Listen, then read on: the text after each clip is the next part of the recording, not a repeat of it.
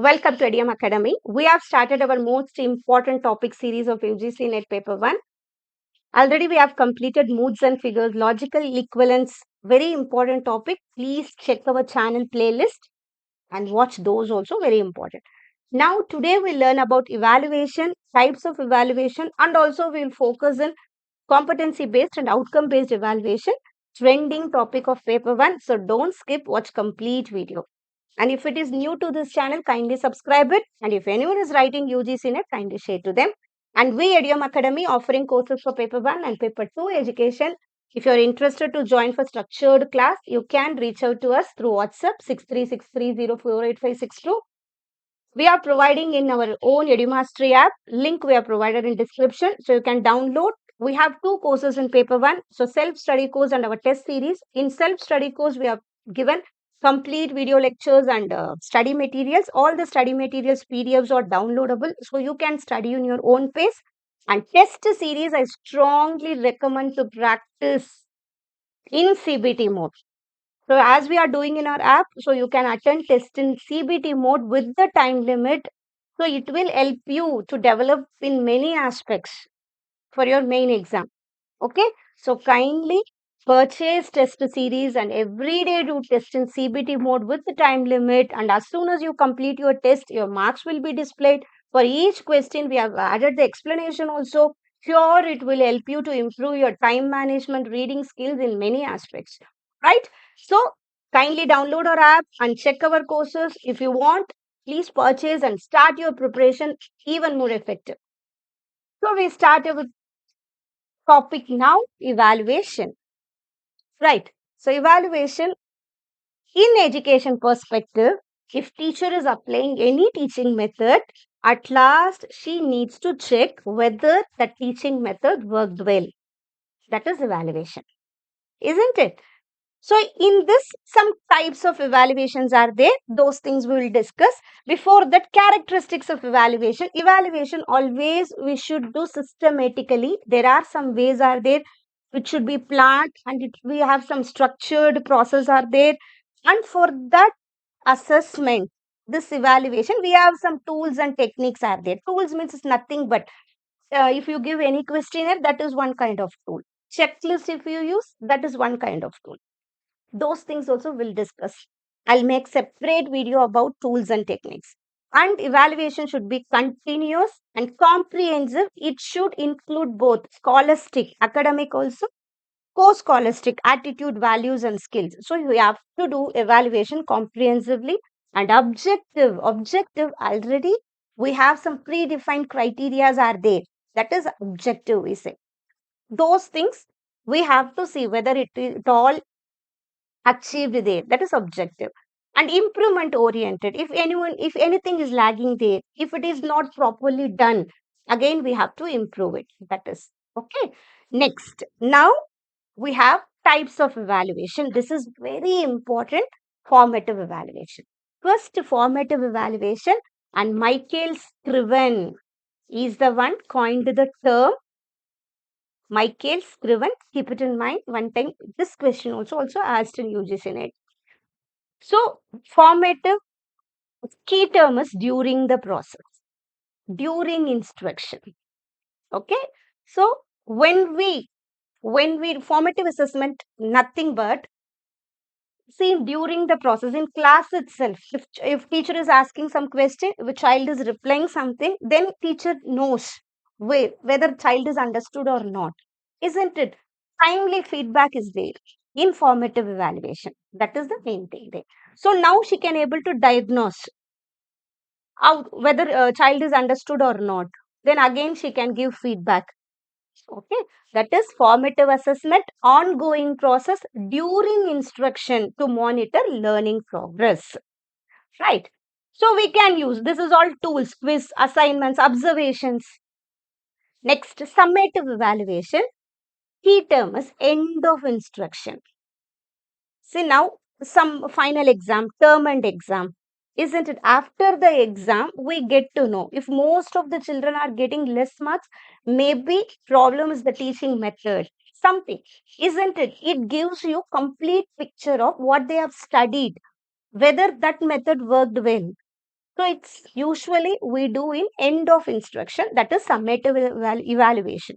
So for grading purpose, for certification purpose, for promotion purpose we do. So this is summative evaluation. But formative evaluation is ongoing process. Keep it in mind. That is key term there. Ongoing during instructions, formative evaluation. Summative evaluation usually for judgmental purpose, for grading purpose we do. Next, diagnostic evaluation. Usually we do to get to know about the learning difficulties of the child. Where child's strength and weakness we get to know in this. We are diagnosing the child. Understood. After diagnostic, what we do, that is formative value. Again, formative. Diagnostic, first we get to know the strength and weakness of the child.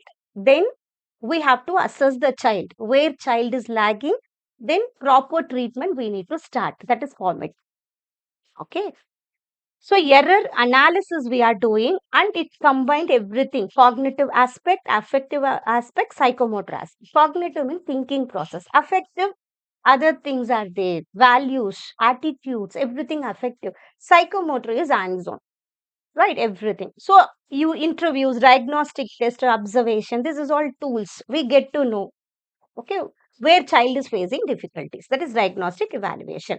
So diagnostic key term is strength and weakness. Next, placement evaluation. Usually we do before the instruction begins. For example, you're making the group in the class according to the level of the child, how much child is understood in grammar level.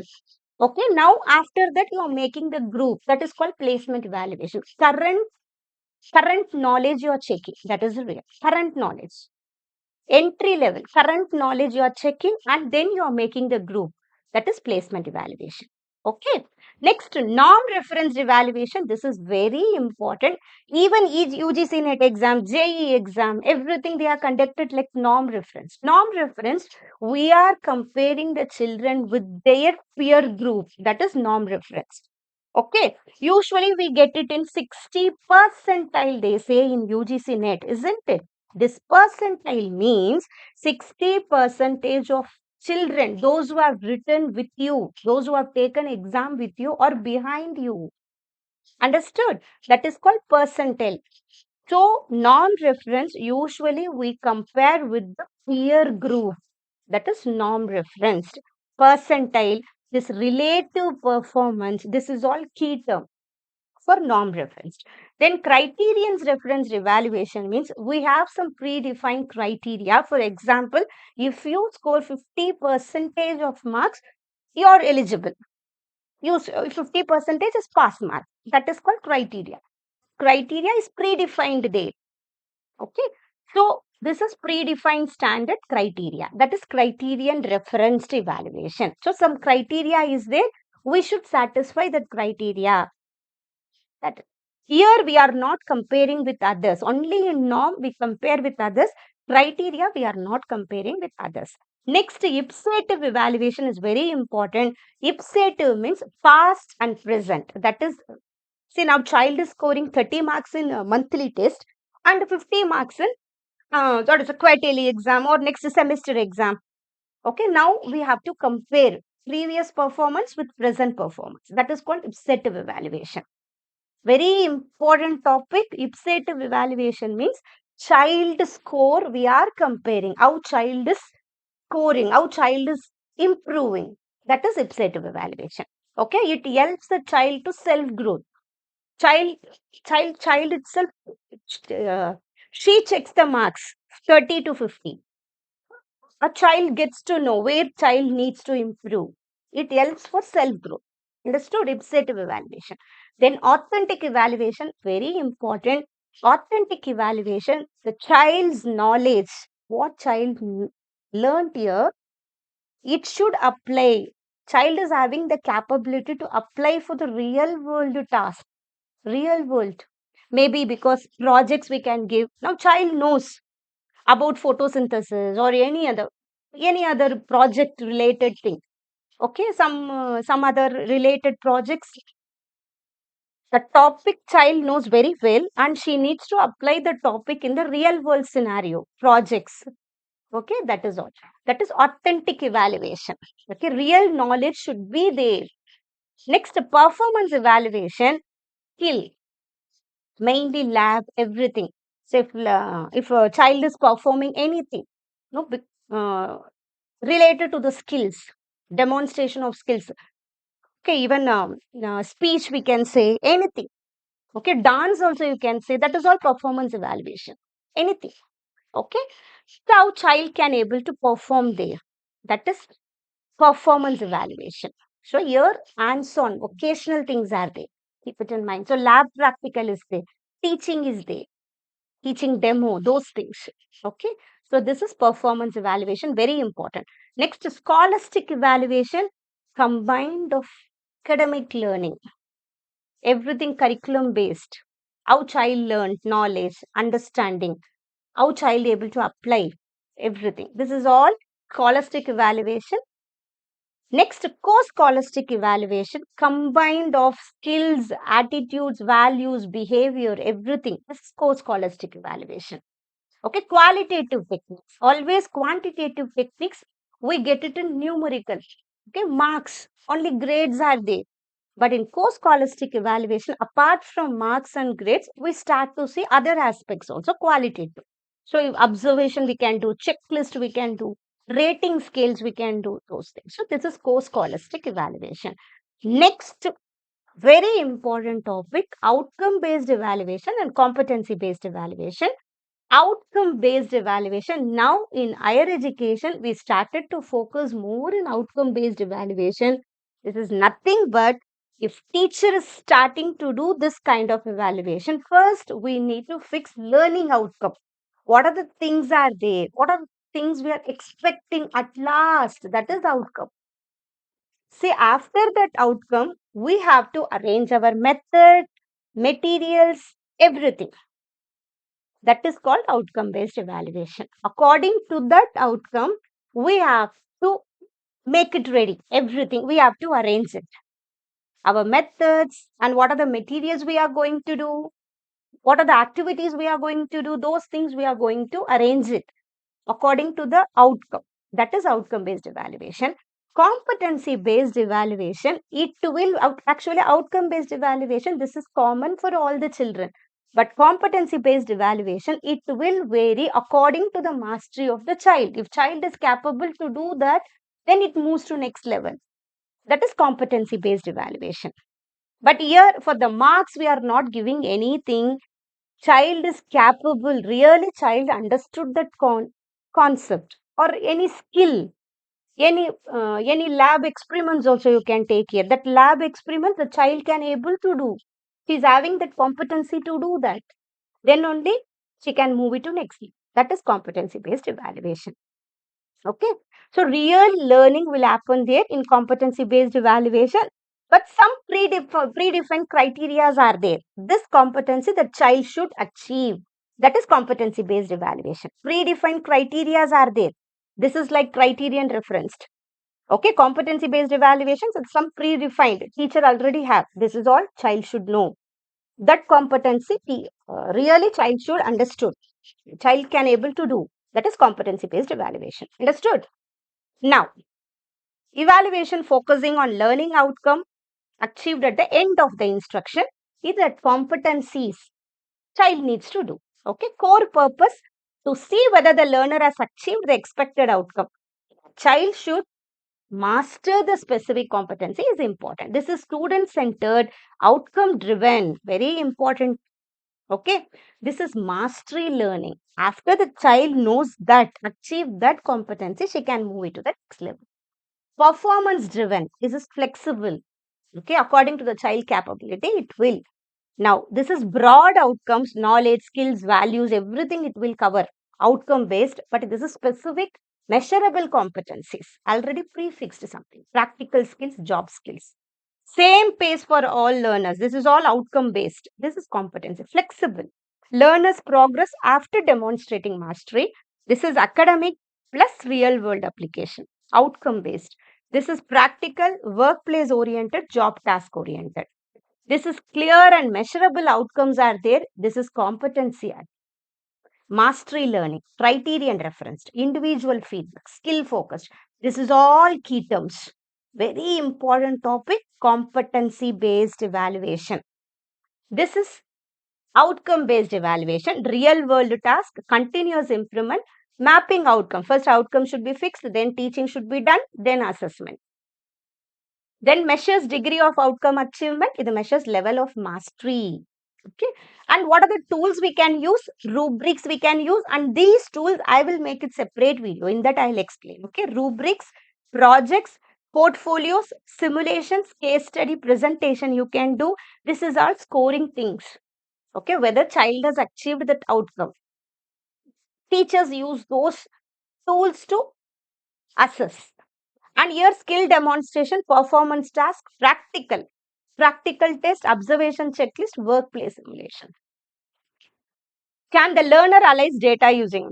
This is example, okay. Origin, late 90s in United States, outcome-based education started. Competency-based 1960s to 1970s, USA and UK started there. For teacher education, vocational training, it has started. And main proponent is here is William Spady, father of outcome-based education. Here, Benjamin Bloom, we cannot say this is proponent, but he is the one started this. Benjamin Bloom, mastery learning.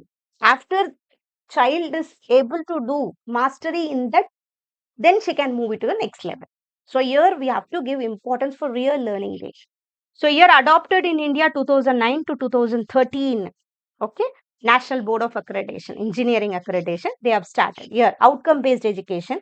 Here competency based education, NCF 2005. They give more importance for the constructivist learning, competencies. So 2017 CBSE started, NEP 2020 focused more. Then Nipun Bharat is literacy and numeracy, they give more importance. Okay. So NCF 2023, foundational literacy and numeracy. That is competency. Second standard child should able to read the basic maths and English, isn't it? That is Nipun Bharat. Foundational literacy and numeracy. Next type of evaluation, outcome based, performance based, here competency based and skill based.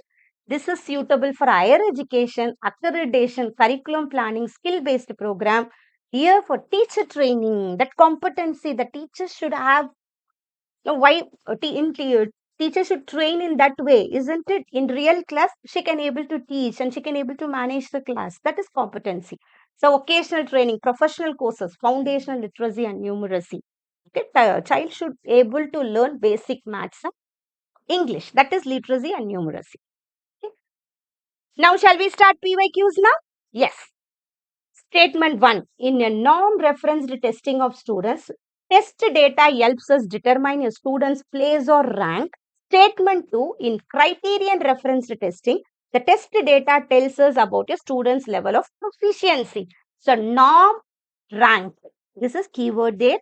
Criteria, proficiency. This is a key term here. So, both are right. So, both statement 1 and statement 2 are true. It's very easy. This is previous year question. Next one. Next, in a teaching learning context, the results of an evaluation are useful to teachers in various ways. Which among the following is the most important use for a teacher? Teaching learning context, the evaluation, why teacher needs to do evaluation, planning instruction and knowing the effectiveness of the teaching strategies used by them. Very direct question, PYQ. Only you need to understand the question, then we can. Right, this is answer is B. Next, third, diagnostic evaluation ascertains. Diagnostic evaluation, usually we need to do to know the strength and weakness of the child. The cause and remedies of persistent learning problem during instruction. Understood? Students' performance at the beginning of instruction, this is the placement evaluation, that is, isn't it? Degree of achievement achievement at the end is summative evaluation. So, cause and remedies of persistent learning problem during instruction, where child is feeling low or strength, weak, those things. Then we have to find it. We have to rectify those problems. That is diagnostic evaluation. Now, The performance of a student is compared with another student in which type of testing? Direct question they asked here. This is also PYQ, where we check with other student norm reference. Okay, only in norm reference we compare the child with others. Next, match the following: placement, formative, diagnostic, summative. Isn't it? Placement usually we do in before to make the group, right? So the year fifth one, A2, take a pre-test before class, right? Next, formative assessment, asking questions between the classroom. Formative, during the instruction we get to know. Next, summative assessment, diagnostic, take the unit test at the end. Summative assessment, right? Summative, you end if it comes summative assessment. And diagnostic assessment, identifying issues with your particular skill. So very easy question. Okay, this is also PYQ. Only keep it in mind. Placement assessment always in beginning we do. Formative assessment during the process we do. Diagnostic assessment to assess the child, where child feels strength and weakness, where child feels weakness. Okay, there we do. And summative assessment usually in the end we do. Next, which of the following are the components of ipsative assessment? Little tricky. Okay, answer is A, B, D, E. Self and peer assessment. Always ipsative assessment means it helps for the child for self growth. Okay, past performance with present performance we need to compare. So self and peer assessment, it will help for the child. Self assessment, that is the main core idea of ipsative, and peer assessment also sometimes, right? Next one, sharing learning goals. Sometimes child will say, maybe here I need to improve. Child gets to know. That is sharing learning goals. But then effective questioning. Feedback plays important role here. After comparing the marks or after comparing, child will give feedback, isn't it? There, then effective feedback. That is feedback. Effective questioning. Effective questioning, a child herself, she can check. Oh, here I am lagging. Here I have improved. That is effective questioning. Understood? This question needs some understanding. So self and peer assessment, sharing learning goals, effective questioning, effective feedback. All four are the components of ipsative assessment. Next, when test data tells us about the student's level of proficiency, the evaluation procedure is called criterion referenced testing. Proficiency, this is the keyword here. Okay, proficiency criteria. Already we defined already we have predefined criteria there. We need to satisfy. Next, in which of the following modes of assessment is the potential for increasing intrinsic motivation highest? Increasing motivation always in formative assessment. Right, formative assessment during process, if child is lagging anywhere, if child is doing it properly, teacher gives feedback. Because of feedback, child gets intrinsic motivation. Always intrinsic motivation comes inside, isn't it? Inside itself. It doesn't come from outer, inner. Inner motivation, we call it as intrinsic motivation. When intrinsic motivation is highest, when it is formative assessment, during the process. Okay, whenever teacher is making it proper, teacher finds the mistakes. Okay, instant feedback is very important for formative assessment. So those things help the child to get intrinsic motivation. Next, in outcome-based evaluation, the principle of constructive alignment implies outcome-based evaluation. The principle of constructive alignment implies that intended learning outcome, teaching learning activity, and assessment must be coherently linked. This is called principle. After outcome is fixed, we need to align everything. Okay, it should be related to that learning outcome, teaching learning activity and assessments, everything should be linked. Okay. Next, which of the following assessment decision is most consistent with competency based evaluation? Competency, allowing a learner multiple opportunities to demonstrate the required skill until mastery is achieved. This is really important. After that proficiency, after that criteria, after it mastery, child can able to go for next level. So real learning is happening there. We are not giving importance for the marks or the grades. We are giving importance for the proficiency of the child here. Okay, real learning is happening here. That is competency based evaluation. So one of the most repeated topics with PYQs we have learned. So if you have any UGC net book also, please practice evaluation PYQs. Very important, and we can able to do it easily in exam also. Okay.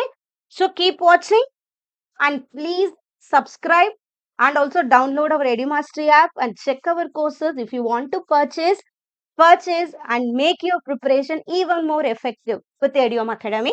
Thank you so much. All the best for your preparation.